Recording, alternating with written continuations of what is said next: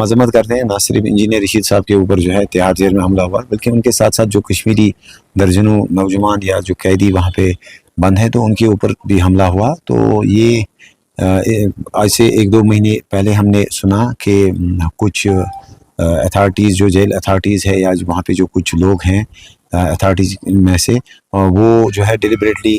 इन कश्मीरी नौजवानों को और कैदियों को जो है वहाँ उनको जो है उनको तंग करते हैं और उनको जो है उनको सताते हैं, और उनके साथ जो ऐसे इनमेट्स को रखते हैं जो क्रिमिनल्स है या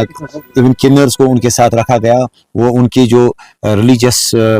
जो प्रैक्टिसेस होती हैं वहाँ उनको रोकने की कोशिश करते हैं, नमाज़ पढ़ने से रोकते हैं, उनको जो है किताबें पढ़ने से रोकते हैं, लाइब्रेरी जाने से रोकते हैं। तो आज तो ये हद है कि आज उन्होंने हमला किया इंजीनियर रशीद साहब के ऊपर, और उनके साथ साथ जो कई और कश्मीरी जो हैं कैदी उनके ऊपर हमला किया। रिएक्शन हर किसी को रिएक्ट करना चाहिए, खासकर जो रीजनल पार्टीज़ है यहाँ की। तो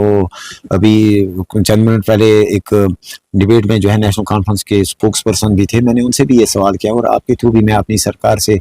ऑनरेबल चीफ मिनिस्टर साहब से और नेशनल कॉन्फ्रेंस से या नेशनल कॉन्फ्रेंस के साथ साथ जो अपोजिशन की पार्टीज़ है खासकर पीडीपी है, तो उनसे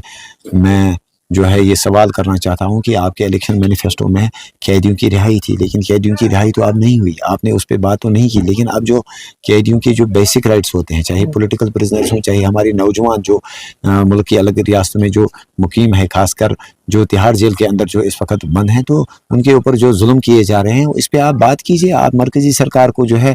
आप उनके साथ बात कीजिए, खासकर चीफ मिनिस्टर साहब वो उनको लिखें, होम मिनिस्टर साहब को लिखें, उनके साथ फ़ोन पे बात करें और उनको कहें कि कश्मीरी कैदी जो है, जब एक ऑनरेबल एमपी के ऊपर वहाँ पे हमला किया, जब एक ऑनरेबल एमपी वहाँ पे सेफ नहीं है, जब उनके ऊपर हमला हो सकता है, तो एक आम कैदी आप खुद अंदाज़ा लगाइए कि वो क्या जेल रहा होगा इस वक्त जेल। बिल्कुल यही तो हम भी कहते हैं कि अगर जेल में एक एमपी सेफ नहीं है तो बाकी जो इतने सारे कश्मीरी लड़के या जो सियासी कैदी वहाँ पे बंद हैं तो उनके ऊपर कौन कौन से जुल्म ढाए जा रहे होंगे। तो लिहाजा मेरी चीफ मिनिस्टर साहब को और जो यहाँ की रीजनल पार्टीज़ हैं, मेरी उनसे भी अपील है कि आप भी इस मसले को उठाइए, आप भी आवाज़ उठाइए कि जो कम से कम कोई प्रिविलेज नहीं मांगते हैं वो कैदी, वो अपने बेसिक जो उनके बुनियादी हुकूक है कैदी होने की हैसियत से कम उनकी जो रिलीजियस प्रैक्टिसेस है, अगर वो नमाज वहाँ पर पढ़ना चाहते हैं उनको रोका जाता है, अगर वो वहाँ पे किताबें पढ़ना चाहते हैं उनको रोका जाता है। तो लिहाजा ये पॉलिटिकल वेंडेटा या जो नौजवानों के ऊपर जो ये